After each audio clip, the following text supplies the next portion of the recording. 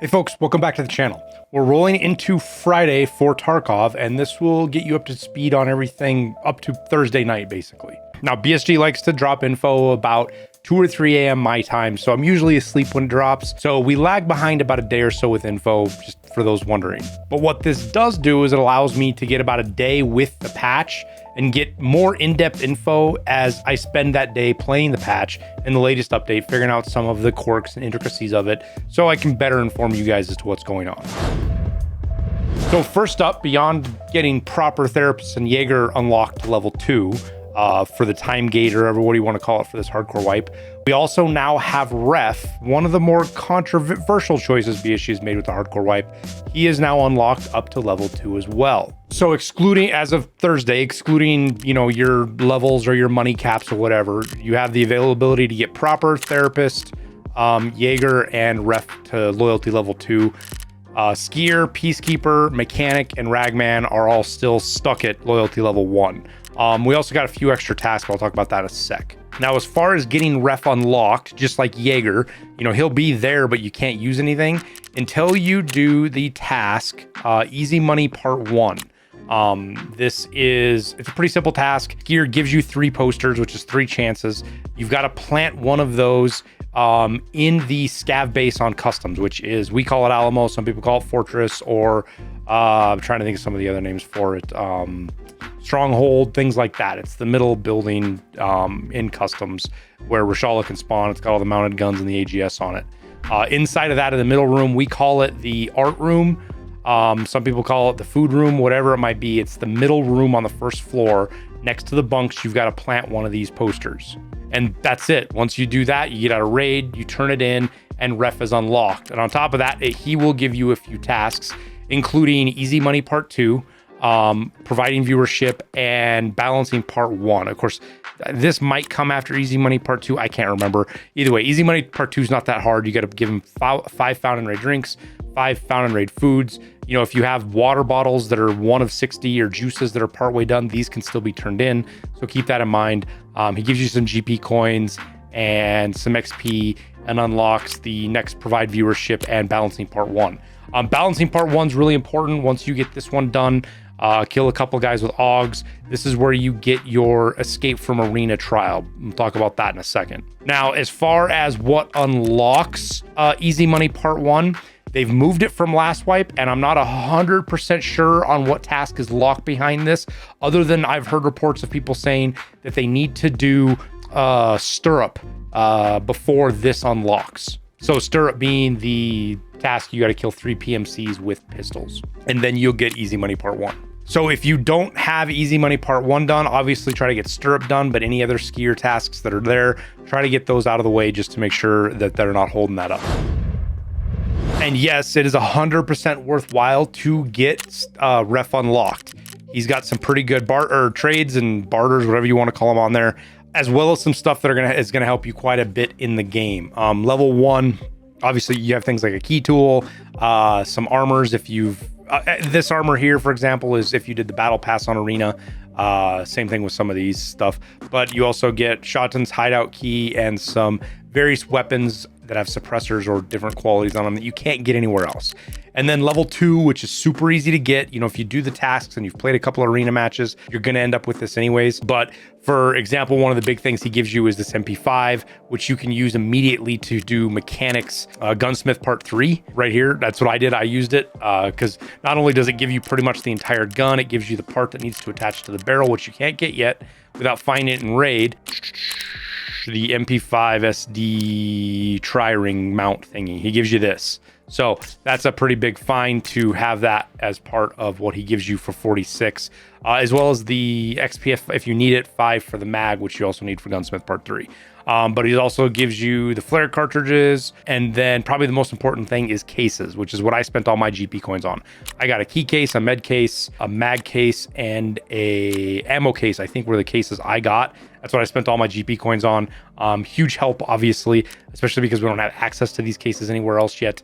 You're pretty much limited to scav junk boxes and maybe key cases if you can pull the barters off, and the med case too, which is a pretty hefty barter if you can get there. So as far as other things on to kind of skipped over them, you know, you get access to an SR25, MCX, AKs, an RD704. And big point being is a lot of these are suppressed, which is hard to get suppressors right now, at least until we get Peacekeeper 2, Mechanic 2, and even after that, because the attachments to attach suppressors to the guns are pretty hard to find and come by. And then you get some access to some halfway decent armors. The M1 rig is pretty good, and the OTV will be pretty good as well with the hardcore kind of meta and the way things are working out. Now for me, it is really odd that we get ref level 2 before we get level 2 on the rest of the traders. Not just for what level 2 of the traders have, but also we have very few tasks for you know, shoreline and interchange, because we don't have Ragman and Peacekeeper their task line opened up yet, which I'm assuming is going to happen when they do the traders to level 2, just like they did the other traders. Now, I'm in agreement with the group of folks that say ref kind of breaks this hardcore aspect of Tarkov that we've been kind of playing through.